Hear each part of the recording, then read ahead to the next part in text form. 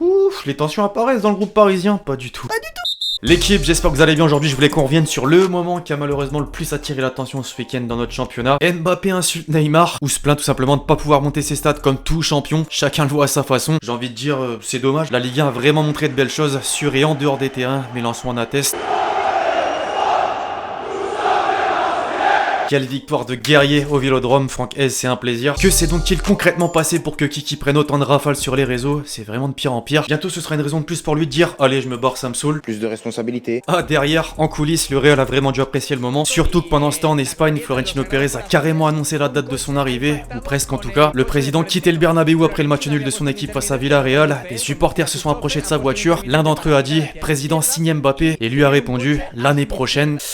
La presse espagnole commence obligatoirement à faire le lien directement avec ce qui s'est passé. Heureusement, tout le monde n'est pas forcément pressé de le voir partir, à l'image du roi Pelé, effectivement, qui a félicité Messi pour son record avec l'Argentine il y a quelques jours, en espérant le voir gagner beaucoup plus encore aux côtés de Neymar et Mbappé. Le Ney lui a vite répondu en leur nom. Tu peux être sûr que nous allons faire tout notre possible pour être heureux cette année. D'ailleurs, les trois, le trio était bien présent au complet à l'entraînement ce matin. Verratti également. Bref, on va revenir sur l'épisode, le fameux, en le comparant à d'autres événements similaires, justement, et voir si avant le choix contre Manchester City en Ligue des Champions, on doit vraiment faire tout un pataquès. L'équipe, tiens, au passage, si vous souhaitez placer un billet sur un ou plusieurs matchs du deuxième acte de la phase de poule, je rappelle que vous avez toujours 100 € offerts sur votre premier pari Betclic avec le code LEXCITY. Il faut bien sûr être majeur, faites attention, il y a des risques. Et pour être accompagné, comme moi, n'hésitez pas à rejoindre le Telegram de la Team Parieur sur lequel des pronos, souvent justes, sont balancés gratuitement. Près de 37 000 personnes sont déjà de la partie. Les liens sont dans la description. Tant qu'à faire, je compte sur vous pour lâcher votre meilleur pouce bleu pour le soutien, le référencement. On est ensemble, ça bouge pas. Vous jouez vraiment le jeu en ce moment, ça fait plaisir. Si on peut atteindre un cap, les 4000, 5000 par exemple, ce serait incroyable. Voilà, merci vraiment à tous ceux qui le feront. Samedi soir donc, Paris accueillait Montpellier pour le compte de la 8ème journée. Mbappé recevait son titre NFP de meilleur joueur du mois, devenant au passage le premier joueur de l'histoire à le remporter 6 fois. 6 fois, effectivement, de quoi lui donner envie de répéter la chose et directement. Sans surprise, le PSG maîtrise son match, les stats parlent d'elles-mêmes. Seul bémol, un manque d'efficacité dans l'ensemble. La faute, en partie, à un long concours de maladresse entre Neymar et Mbappé, les deux voulant marquer. Résultat, ils ont fini par se marcher dessus. Comme ici, peu après l'heure de jeu, le Ney oublie tout simplement de servir le copain alors qu'il est seul. Arrive la 88ème, le score est toujours d'1-0.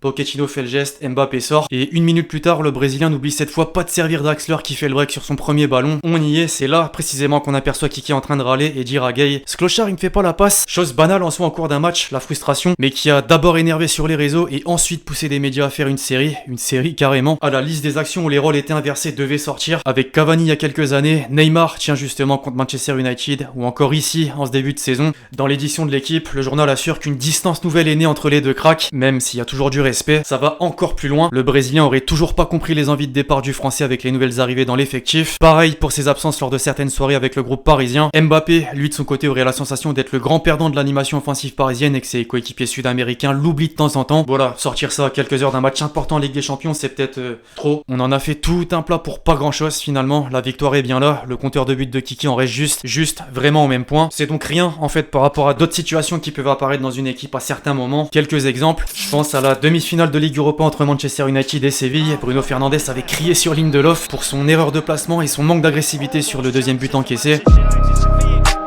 Pas des mots doux, vous avez capté dans les échanges, mais c'est normal, là encore, comme l'a constaté le portugais, c'est pas à propos de moi de Victor, ce qui s'est passé entre moi et Victor est normal, ça se produira de nombreuses fois dans le football, nous devons voir les erreurs que tout le monde a commises et nous améliorer, simplement. D'ailleurs, c'est limite une tradition côté mancunien, Maguire, ouais, le mec qui a toujours pas justifié ses 80 millions d'euros, avait reproché à Rashford d'être hors jeu. Qu'est-ce que tu veux que je fasse? Que tu restes en jeu, putain. Va chier, tête de...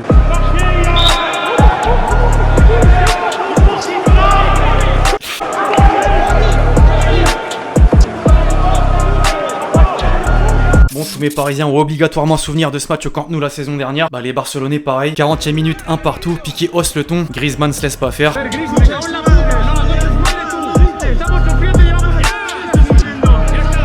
Avec le Covid et les stades vides, on a bien pu se rendre compte de certaines choses. Pas la même ambiance. Quand notre gardien en équipe de France traversait tout le terrain juste avant la mi-temps pour attraper Son, suite à une action qui aurait pu apporter un but à l'adversaire, et que le Coréen, plutôt que d'aider l'équipe, marchait. Voilà, marchait tout simplement.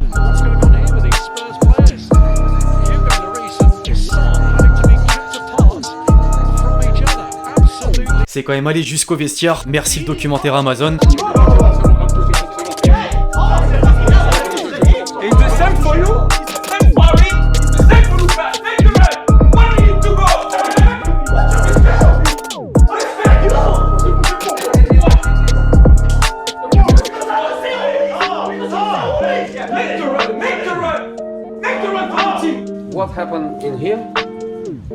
don't know the whole of the story. I know that he wants you to come back. I want you that he wants you to come back. You don't know.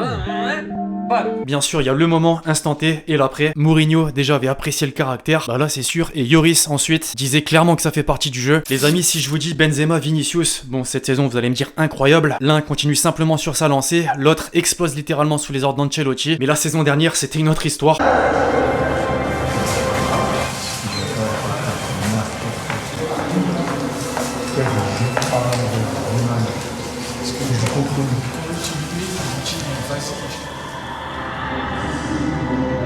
L'échange du 9 avec Mendy sur Vinicius, les micros du Borussia Park avaient bien entendu. Il y a un habitué aussi de ce genre d'altercation, c'est Sergio Ramos. En premier lieu, lors de la demi-finale de la Coupe du Roi face à la Real Sociedad, il avait complètement pété un câble sur Odegaard, un madrilène coéquipier mais prêté au Basque justement. Et Odegaard, je sur ta pute de merde pour un tacle. Donc en second lieu, face à un de ses coéquipiers actuellement, Hakimi lors du choc contre l'Inter.